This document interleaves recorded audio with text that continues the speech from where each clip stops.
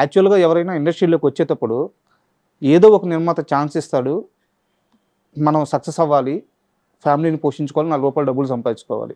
ఈ mind set ఉంటది.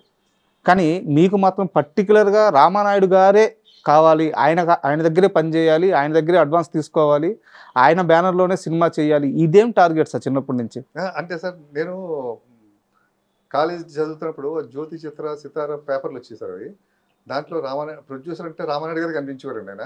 తెల్ల టోపీ పెట్టుకుని తెల్ల డ్రెస్ వేసుకుని అంటే ఒక మెగాఫోన్ పెట్టుకుని ఆ కాల్ మీద కాలేజ్ కూర్చుని ఉండడం అంటే ఆ డైరెక్టర్లో ఏదో సీన్ పేపర్ చెప్తే నేను పక్కన నిలబడి చూడడం ఇవన్నీ చూస్తుంటాను అనమాట.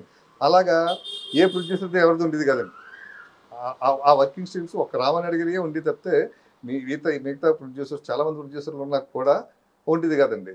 ఆ తర్వాత చూస్తుంటే ఆయన పరిచయం చేసిన డైరెక్టర్లలో అప్పటికే నేను చదువుకుంటున్న రోజుల్లోనే 20 మందిని పరిచయం చేశారు, 21 మందిని పరిచయం చేశారు వస్తుండేది పేపర్లు. సరే నాకు కసి పెరిగిపోయింది అంటే నాకు సినిమా ఇంట్రెస్ట్. మా ఇంట్లో ఎవరికి ఇంట్రెస్ట్ లేదు సార్. ఇది మా మదర్ గవర్నమెంట్ ఎంప్లాయీ, మా ఫాదర్ గవర్నమెంట్ ఎంప్లాయీ. నన్ను ఒక గవర్నమెంట్ ఎంప్లాయీ చేద్దాం అనుకున్నారు. నాకు ఇంక కాలేజీకి వెళ్ళిన దగ్గర నుంచి ఈ సినిమాల మీద ఇంట్రెస్ట్ పడడంతో ఇంకా వాళ్ళు అదేంటంటే కొన్ని పట్టించుకున్నాడు కాదు. నేను జ్యోతి చిత్రంలో కట్ చేసుకున్నాను కటింగ్ చేసి ప్రేమ ఖైదీ సినిమా అండి. అది ఈవీవి సత్యనారాయణ గారు హరీష్కి డైలాగ్ చెప్తున్నారు కదండి. పక్కన రామారాయుడు గారు నిలబడి ఫోటో ఒకటి ఉందండి. నేను దాన్ని కట్ చేసేసండి ఈవీవి గారి ఫేస్లో నా ఫేస్ పెట్టుకుని బ్లాక్ షీట్ ఫోటో ఫేస్ పెట్టి దాన్ని జిరాక్స్ తీసుకుని దాన్ని కట్ చేసి నేను పెట్టుకున్నాను అనమాట. పెట్టుకుని అండ్ నేను చూసుకుంటే నేనే డైరెక్టర్, రామానాయుడు గారు ప్రొడ్యూసర్ అని ఫీల్ అయిపోయి నేను ఒక కథ రాసుకునండి. అప్పుడే మృత్యుంజయుడు అని ఒక కథ రాసుకునండి. నిర్మాత రామానాయుడు, దర్శకత్వం మహేష్. అలా రాసుకుంటే మా ఇంట్లో కూడా నన్ను ఒక లూజ్ అయిపోయింది ఇక్కడికి అనుకునేవారండి. ఏంటి అసలు సినిమా ఫీల్ అంటే ఏమనుకుంటే ఎవరో తెలియదు మనకి, అక్కడ ఏమీ లేదు.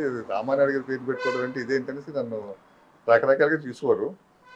అనుకోకుండా నాకు చిన్నతనంలో నాకు మ్యారేజ్ కూడా అయిపోయిందండి. మ్యారేజ్ అయిపోవడంతో అయినా కూడా నా మైండ్ సెట్ మారలేదు సార్. సినిమా ఫీల్డ్కి వెళ్ళాలని పిల్లలు కూడా పుట్టేశారండి. ఇంకా నేను బరువు అయిపోయాను ఇంట్లో. ఇటు మా అత్తగారింట్లో బరువు అయిపోయాను, మా అమ్మగారింట్లో కూడా బరువు అయిపోయాను. ఇంకా ఆ టైంలో నా వైఫ్ ఏంటి ఇలా టైం వేస్ట్ చేసుకోవడం, ఒకవేళ ఇంట్రెస్ట్ ఉంటే చెప్పు, వెళ్ళిపోదాం హైదరాబాద్ చెన్నై ఎక్కడో ఉంది కదా, వెళ్ళి అక్కడ ట్రై చేసుకుని ఒక సంవత్సరం ప్రయత్నం చేద్దాం, కుదిరితే ఉందాం, లేదంటే వెనక్కి వచ్చేద్దాం. అక్కడ తను సపోర్ట్ చేస్తే నేను వెనక్కి రావడం అనేది పెట్టుకోవద్దు, అక్కడికే వెళ్ళి ఉండాలి అంతే కదా, అలా ఫిక్స్ అయిపో. మరి కష్టాలు పడవలసి వస్తుంది. నేను చదివాను. రామారావు గారు, నాగేశ్వర గారు వీళ్ళందరూ పార్కుల్లో పడుకున్నారట, మంచిలు దాగి బతికి గడిపారట. ఇటువంటి రోజులు జరిగేది పెద్ద వాళ్ళందరికీ చెప్పలేం మనం కూడా.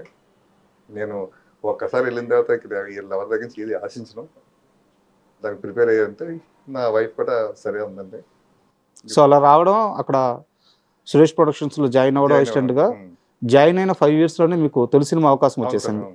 అయితే రాజశేఖర్ శివయ్య సినిమా మీ లైఫ్ని టర్న్ చేసిందంటే ఎలాగా? అంటే సార్ అది శివయ్య సినిమాకి ఆ టైంలో రాజశేఖర్ గారు సినిమా చేయాలనుకున్నారు నాయుడు గారు సురేష్ ప్రొడక్షన్స్లో ఉండే. ఓకే. ఆయన గ్యాప్ అండి, రాజశేఖర్ గారికి సినిమా లేవు అప్పుడు 1 year నుంచి గ్యాప్ అండి. మా రామానాయుడు గారు కూడా రాజశేఖర్ గారితో సినిమా చేద్దాం అనుకున్నారు. కథ కోసం చూస్తున్నారు అనమాట. కథ కోసం చూస్తున్న టైంలో అనుకోకుండా నాకు పోసాని మురళి గారు కనిపించి ఒక చోట ఏదో టాపిక్ వస్తే ఇలా కథ ఉందంటే నా దగ్గర కథ ఉందని ఉన్నారు. పోసాని మురళి గారు నాకు కథ చెప్పారు. బాగుంది సార్, చిన్న కరెక్షన్ చేసుకుందాం అన్నట్టు ఓకే అన్నారైనా అని నేను రామానాయుడు గారికి చెప్పాను. చెప్తే ఈ లోపల పోసాని మురళి గారు ఏమన్నారంటే, మహేష్ నాకు నాయుడు గారి సంస్థ వచ్చి రావట్లేదు అయ్యా అని. ఏమన్నాను, 3 కథలు ఇప్పుడు వచ్చి 3 కథలు తీసుకెళ్ళాను, డేట్లు అనౌన్స్ చేసేసి అన్ని అనౌన్స్ చేసేసి లాస్ట్ మినిట్లో క్యాన్సిల్ అయిపోయాయి. లాస్ట్ మినిట్కి ఒక 1 వారం రోజులు ఉంటుందని క్యాన్సిల్ అయిపోయాయి. అక్కడ నాకు ఎంట్రీ లేదయ్యా. ఓకే. లేదండి ఈ సినిమా నేను నాయుడు గారికి నేను బాగా ఇష్టం అండి, సురేష్ బాబుకి బాగా ఇష్టం, అక్కడ స్టోరీ డిపార్ట్మెంట్లో కూడా నేను ఉంటాను. నేను ఎవరైనా మంచి కథలు చెప్తే నేను వాళ్ళు రికమెండ్ చేస్తుంటాను. ఆ రికమెండ్ చేసిన కథల్లోనే ఒకటి ప్రేమించుకున్నారు కథ కూడా. అలాగే మీరేనా కథ చెప్తే బాగుంది, నాకు నచ్చింది కాబట్టి నాయుడు గారు చెప్తాను సార్. సరే అంటే నాయుడు గారికి కథ చెప్పామంటే ఆయన చెప్పాను నాయుడు గారికి, ఇలా మురళి గారి దగ్గర కథ ఉందని ఆయన చెప్పారు నాయుడు గారికి. నాయుడు గారికి కూడా బాగా నచ్చింది. నచ్చిన తర్వాత డైరెక్ట్గా ఎవరిని పెడదాం అనేసి ఒకటి అనుకుని నాయుడు గారు ఫస్ట్ మహేష్ నువ్వు చేయవయ్యా అన్నారు. నాకు భయం వేసిందండి. అంటే చేయడానికి భయం ఎందుకు భయం వేసిందంటే అండి నేను మెంటల్గా ప్రిపేర్ అవ్వలేదు. అవును. నేను డైరెక్టర్ అవుదని నాయుడు అంత స్పీడ్గా అంటారన్న మాట నేను అనుకోలేదు.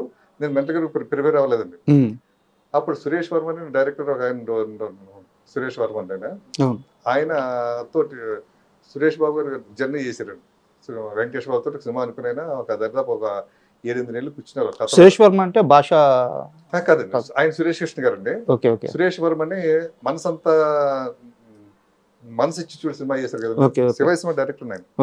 శివయ్య సినిమా డైరెక్టర్ ఆయన అంటే ఆయన వెంకటేష్ బాబుతో సినిమా అనుకుని జర్నీ చేశారండి. ఆ లాస్ట్ మినిట్ లో ఏమైందంటే దీనికన్నా బెటర్ గా చెప్పారు ఇంకొక తమిళ డైరెక్టర్ తిరుపతి స్వామి చెప్పడంతో గణేష్ అని ఆ టైటిల్, యాక్చువల్గా గణేష్ అని టైటిల్ సురేష్ వర్మ ఉందండి టైటిల్.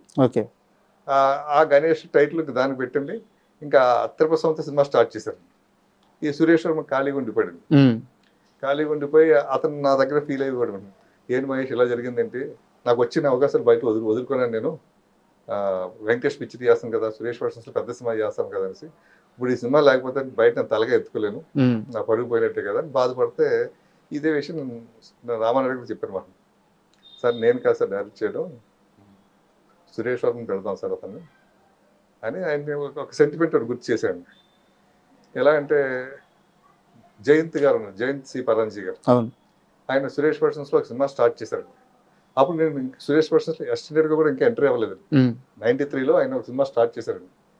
వెంకటేష్ బాబు 3 హీరోయిన్లతో ఒక 5-6 రోజుల్లో అంతా షూటింగ్ జరిగి ఆగిపోయింది సినిమా.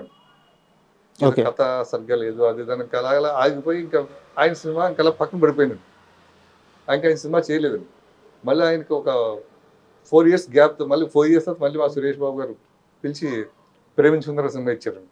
అప్పటివరకు ఆయన సినిమా చేయలేదు. బయట కూడా ఆయనకి పెద్ద అవకాశాలు లేవు. ఆయన కొంచెం గిల్టీగా ఫీల్ అవుతుంటారు. సినిమా స్టార్ట్ అయ్యి పెద్ద సంవత్సరం సినిమా స్టార్ట్ ఆగిపోయింది. అది సూపర్ డూపర్ హిట్ అయింది సార్, ప్రేమించుకుందాంరా. అది మా వెంకటేష్ బాబు కెరీర్లోనే బిగ్గెస్ట్ హిట్ అండి ఆ టైంలోనే. అది నేను రామారావుకి గుర్తు చేశాను.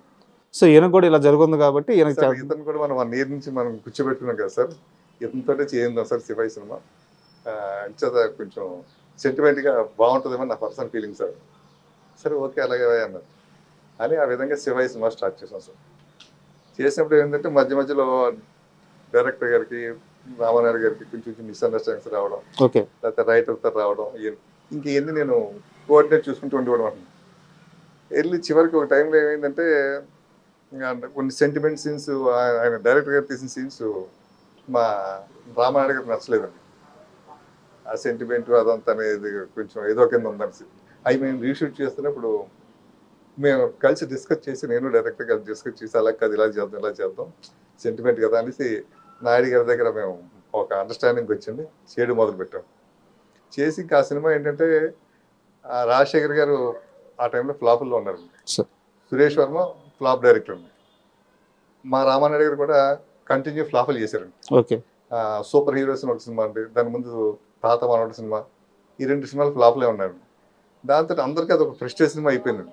అయిపోయి మా నాయుడు గారు మాటికి ఏమయ్యా మహేష్, ఈ సినిమా కనుక ఫ్లాప్ అయితే ఇంక నేను సినిమాలు చేయనయ్యా, ఇంకా నువ్వు డైరెక్టర్ కావయ్యా, నువ్వు బయట ఎత్తుకోవాలి, నీ డ్రీమ్ ఇక్కడ అంటున్నావు కానీ కష్టం అయ్యా అంటే, లేదు సార్ సినిమా హిట్ అవుతుంది సార్, దీని మీద మేము పడతాం సార్ అని చెప్పేసి ఇంకా సినిమా మీద నేను ఎక్కడ కాంప్రమైజ్ అయిపోండి కదండి. పోసాని మురళి గారితో గొడవ పడివ్వండి స్క్రిప్ట్ విషయంలో, అలాగే డైరెక్టర్తో గొడవ పడివ్వండి అండి మేకింగ్ టైంలో, అలాగే హీరోలతో, హీరో రాజశేఖర్తో కూడా గొడవ పడివ్వండి. అంటే ఆయన కొంచెం లేట్గా వచ్చినా లేకపోతే ఇంకేదైనా నిజమేనది ఏదండి, రాజశేఖర్ గారు సెట్కి లేట్గా వస్తారు. పాపం ఆయనకి కొంచెం ఆయన పర్సనల్ ప్రాబ్లం ఉంది సార్, దాంతో ఒక్కోసారి లేట్ అయ్యేది. అది అంటే మేము ప్రిపేర్ అయ్యే చేసామండి సినిమా, ప్రిపేర్ అయ్యే చేసేవాళ్ళం. కానీ అవుట్డోర్ వెళ్తాడికి ఆ లేట్, హైదరాబాద్లో ఉన్నప్పుడు లేట్ అనుకోండి సార్, అది మనం ఏదో కవర్ చేసుకుంటాం సార్. అది అవుట్డోర్లో వెళ్ళినప్పుడు లేట్ అయితే అది మనకి డేస్ పెరిగిపోతాయి, బడ్జెట్ పెరిగిపోతుంది.